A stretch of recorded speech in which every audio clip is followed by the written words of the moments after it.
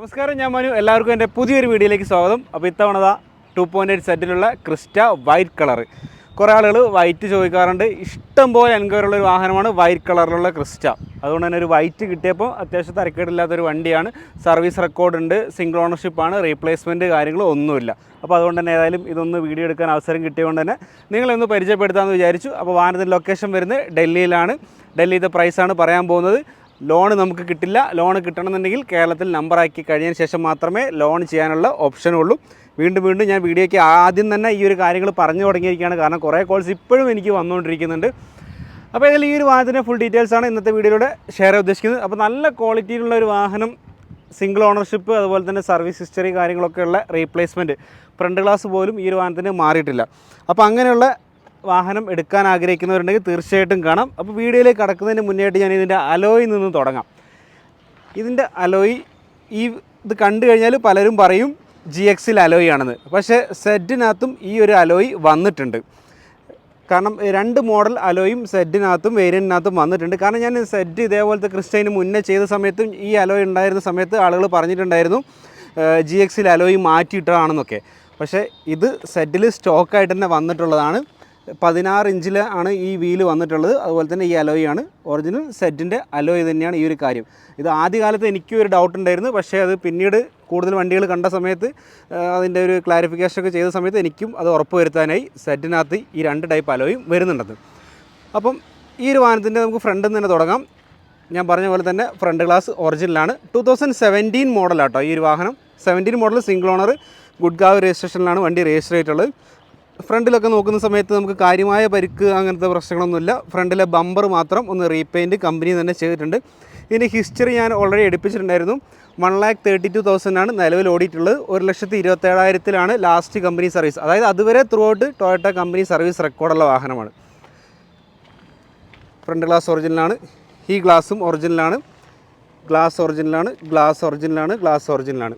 എല്ലാ ഗ്ലാസും ഈ സൈഡത്തത് ഒറിജിനൽ തന്നെയാണ് കിടക്കുന്നത്. നമുക്കായാലും ഈ ഒരു സൈഡിൽ ഡിക്കി നോക്കുകയാണെങ്കിൽ ഇതും ഒറിജിനൽ ഗ്ലാസ്സാണ്. BH എല്ലാ ഗ്ലാസും ഒറിജിനലാണ് ഈ ഒരു വാഹനത്തിൻ്റെ. നമുക്ക് ഓരോ ഡോറും തുറന്നിട്ട് അതിനെ നോക്കാം. ആദ്യം തന്നെ ഡ്രൈവർ സൈഡിലെ ഡോറ് തുറക്കുമ്പോൾ തന്നെ ഇവിടെ ഈ ഒരു പീസ് അടർന്ന് പോയിട്ടുണ്ട്. പക്ഷേ ഈ ലോക്കൊക്കെ വർക്കിംഗ് ആട്ടോ. അത് ഇവിടെ എന്തോ എന്ന് പറഞ്ഞതാണ്. ഈ ഒരു ഒരച്ചലിൻ്റെ കണ്ടിന്യൂസ് ആയിട്ട് താഴെ കണ്ടിന്യൂഷനായിട്ട് താഴെയും ഇവിടെയും ചെറിയൊരു സ്ക്രാച്ച് വന്നിട്ടുണ്ട്. പക്ഷേ ഇതൊന്നും ഉള്ളോട്ടുള്ളതല്ല. ഇപ്പോൾ എടുക്കുന്ന ആൾക്ക് ഒന്നെങ്കിൽ ഈ ഒരു ഡോറിൻ്റെ ഇതെനിക്ക് തോന്നുന്ന ഈ ക്രോം മാത്രം ഇല്ല, അതൊരു സെറ്റായിട്ട് വരുന്നതാണ്. ഇത് സെറ്റായിട്ടൊന്ന് മാറ്റേണ്ടി വരും, ചേഞ്ച് ചെയ്യണമെന്നുണ്ടെങ്കിൽ. ഓക്കെ, അപ്പോൾ ഇതിൻ്റെ ഉൾഭാഗത്തേക്ക് നോക്കുകയാണെന്നുണ്ടെങ്കിൽ പിന്നെ ഈ ഒരു ഏരിയയ്ക്ക് ഞാൻ ചെയ്തൊരു വീഡിയോയ്ക്കകത്ത്, കാരണം ഞാൻ ഈ കമൻറ്റൊക്കെ സമയം കിട്ടുമ്പോൾ വായിക്കാറുണ്ട്. അപ്പം ഒരു കമൻറ്റ് കണ്ടിട്ടുണ്ടായിരുന്നു, ഇവിടെ ചെറിയ കറുപ്പ് കളറാവും. ക്രിസ്റ്റയെ സംബന്ധിച്ച് ഈ ഒരു സംഭവം എന്ന് പറയുന്നത് ഇങ്ങനത്തെ ഒരു മെറ്റീരിയലാണ്. ഇപ്പോൾ സ്ഥിരമായിട്ട് വണ്ടി ഉപയോഗിക്കുന്ന ആളൊക്കെ എന്താ പറയുക, കൈ ഇങ്ങനെ ഈ ഒരു ആംബ്രസ്റ്റിൻ്റെ മുകളിൽ വെച്ചിട്ട് ഉപയോഗിക്കുന്ന ആളാണെന്നുണ്ടെങ്കിൽ അധികം കിലോമീറ്ററൊന്നും വേണ്ട, ഒരു 50,000 കിലോമീറ്ററൊക്കെ ഓടിയ വണ്ടിയാണെന്നുണ്ടെങ്കിൽ തീർച്ചയായിട്ടും ഇവിടെ കളറ് ഒരു ബ്ലാക്ക് കളറിലേക്ക് വരും. അത് ക്രിസ്റ്റയുടെ ഒരു കോമൺ ആയിട്ടുള്ളൊരു കാര്യമാണ്. അപ്പോൾ ഇത് കണ്ടിട്ട് നമ്മൾ ഒരിക്കലും റഫ്യൂസ്ന്നോ അങ്ങനെയൊന്നും ക്രിസ്റ്റയെ സംബന്ധിച്ച് പറയാൻ പാടില്ല.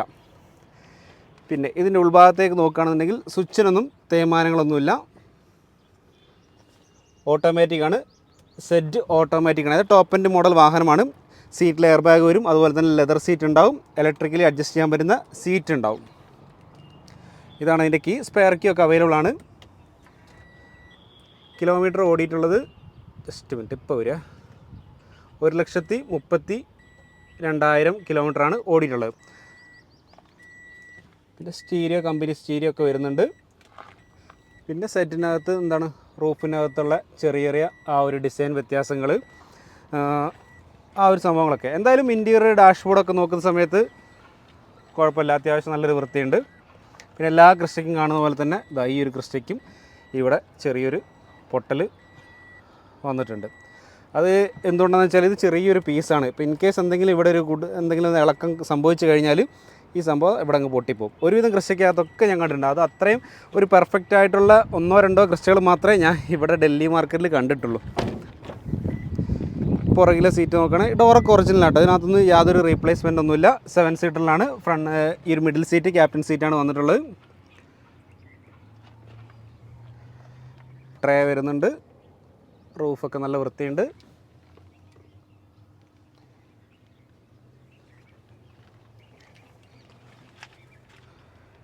യെസ്, ഈ ഒരു സൈഡ് വേറെ ഇഷ്യൂ ഒന്നുമില്ല. ഞാനിപ്പോൾ ക്യാമറ ഏതായാലും 0.5 ഇട്ടിട്ടുണ്ട്, അപ്പോൾ കുറച്ചും കൂടി വൈഡായിട്ട് നമുക്ക് കാണാൻ പറ്റും. ടയർ വാങ്ങൽ ഒരു 70% ടയറുണ്ട്.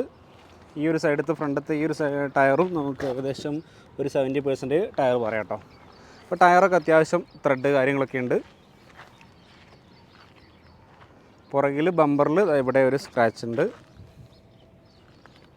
ഇനി ഈ ഒരു സ്ക്രാച്ച് കാര്യങ്ങളൊക്കെ ചെറിയ ചെറിയ പൈസയുടെ വർക്കുകളാണ്. നമ്മളിതൊന്നും ഒരു മേജറായിട്ട് കണക്ക് കൂട്ടേണ്ട ഒരു ആവശ്യമുണ്ടെന്ന് എനിക്ക് തോന്നുന്നില്ല. നമ്മൾ ഇതിൻ്റെ പുറകെ ഇതൊക്കെ പെർഫെക്റ്റ് ആയിട്ടുള്ളൊരു വണ്ടി ഇത് മാത്രം വെച്ച് നോക്കുന്ന സമയത്ത് നമ്മൾ വേറെ എന്തെങ്കിലും മേജർ ഉണ്ടോ എന്നുള്ള കാര്യം നമ്മൾ വിട്ടുകയും ചെയ്യും. അപ്പോൾ അങ്ങനെ സംഭവിച്ചിട്ടുള്ള ആളുകളൊക്കെ എനിക്കറിയുന്നവരുണ്ട്. എനിക്കറിയുന്നവർ മീൻസ് എന്നെ പിന്നീട് ഫ്യൂച്ചറിൽ കോൺടാക്ട് ചെയ്തിട്ടുള്ള ഒരു അനുഭവം വെച്ചിട്ട് ഞാൻ പറഞ്ഞാണ്. 2.8 സെറ്റാണ്.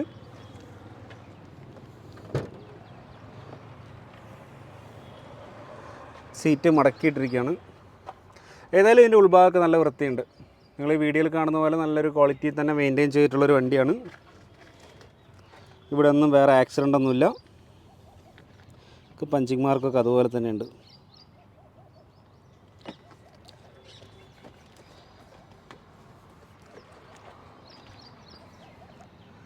ഈ ഒരു സൈഡിലും ആക്സിഡൻ്റ് ഒന്നുമില്ല.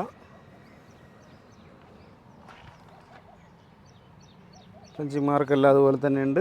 ഡിക്കി ഒറിജിനൽ ഡിക്കിയാണ്, മാറിയിട്ടില്ല. ഇനി നമുക്ക് ഇതിൻ്റെ ലെഫ്റ്റ് സൈഡിലേക്കൊക്കെ വരികയാണെന്നുണ്ടെങ്കിൽ ചെറിയൊരു സ്ക്രാച്ച് ഇതാ ഇവിടെയുണ്ട്. വേറെ ഈ ലെഫ്റ്റ് സൈഡിലൊന്നും വേറെ ഇഷ്യൂസൊന്നുമില്ല.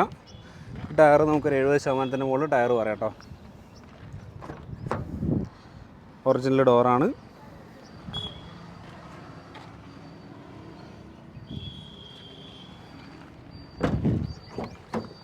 ഇതും ഒറിജിനൽ ഡോറാണ്, റീപ്ലേസ്മെൻ്റ് ഒന്നുമില്ല. ഈ സൈഡിൽ ഏതായാലും ക്രാക്കൊന്നും വന്നിട്ടില്ല. സീറ്റൊന്നും കുഴപ്പമില്ല, നല്ല വൃത്തിയുള്ള സീറ്റാണ്. ചെറിയൊരു സ്ക്രാച്ച് ഇവിടെയുണ്ട്. ഞാൻ ഏതായാലും എൻജിൻ റൂം കൂടി ഒന്ന് തുറന്നിട്ട് ഉള്ളിലത്തെ അവസ്ഥ കൂടി ഒന്ന് പെട്ടെന്ന് തന്നെ പറഞ്ഞു പോവാം.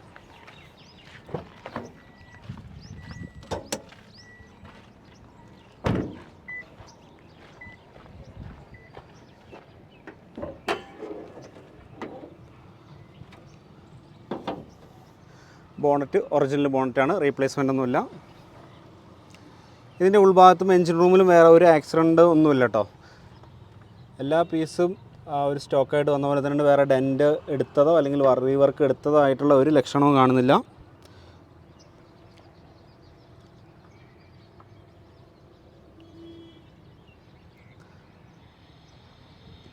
അപ്പോൾ യാതൊരു ആക്സിഡൻറ്റും സംഭവിക്കാത്തൊരു എൻജിൻ റൂം തന്നെയാണ് ഏതായാലും ഇത്.